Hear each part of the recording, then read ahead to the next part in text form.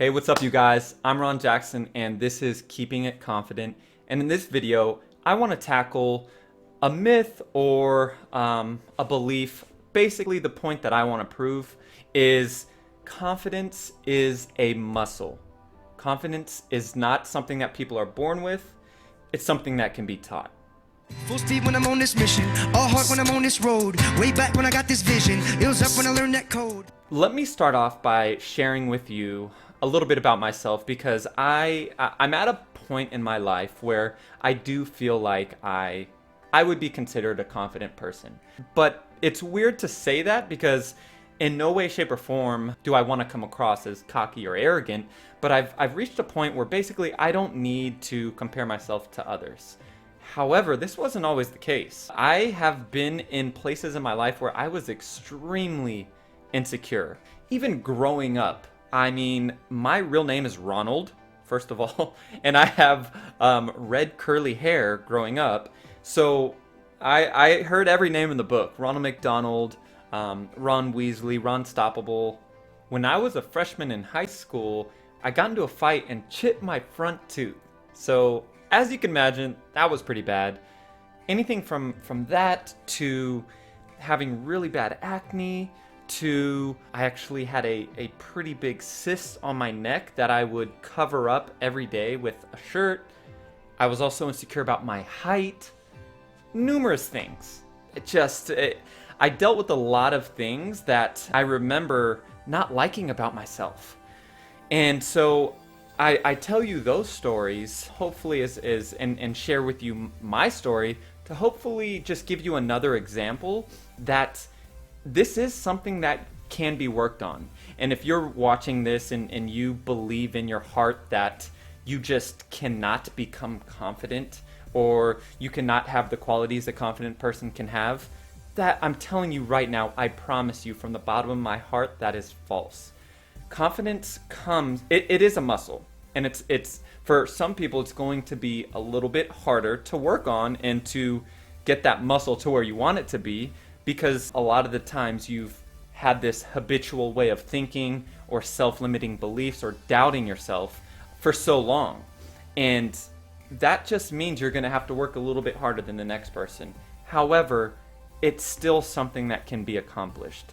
What I think of when I think of how you work on that is, I think of being your biggest cheerleader, right? Not needing a significant other to tell you, you look so beautiful today. Not needing a parent to tell you, great job in school today. Or a boss to tell you, really good job on that presentation.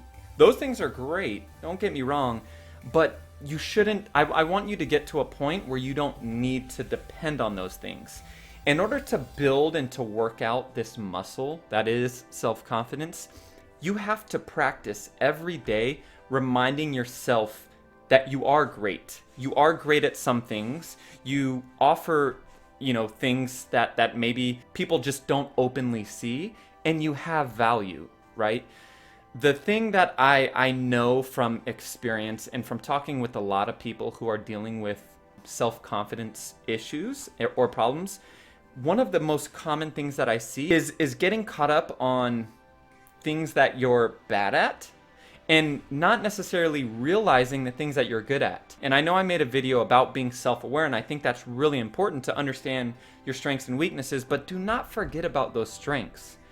The thing that is really, really cool, but a lot of people forget to realize is the word value.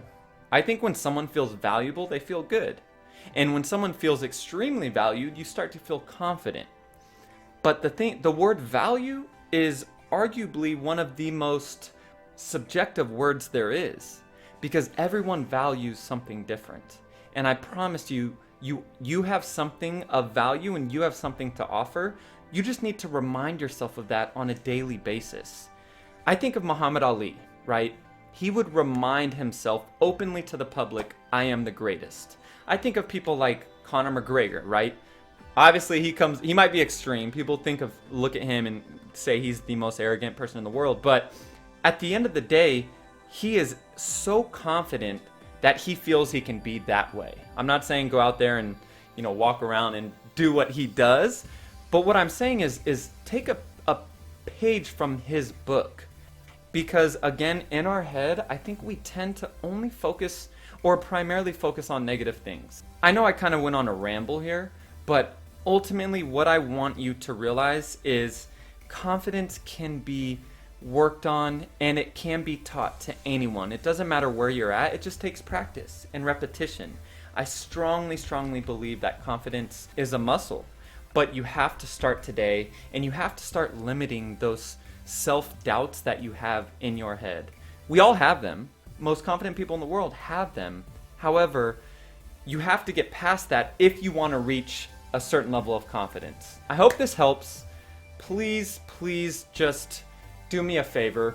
And when you wake up tomorrow morning, I want you to focus. As soon as you get up, your alarm goes off and you're looking at your phone, focus on a couple great things that you've accomplished in the last couple weeks. Could be anything. Just think about those things to get your day started. And if you start that habit, you're going to slowly start working out that muscle. And anyone that goes to the gym for the first time in years, it's hard and it sucks. And you don't like the way you look when you're at the gym and you're comparing yourself to others. That's how confidence is as well. If you've been so down on yourself for so long, it's going to be a struggle. But I promise you, just like in the gym, if you stay committed and consistent, you will reach your goal, which in this case I'm hoping is confidence. Thank you so much for taking the time to watch this video. And just remember, it's a muscle. We all can get there. Keep it confident.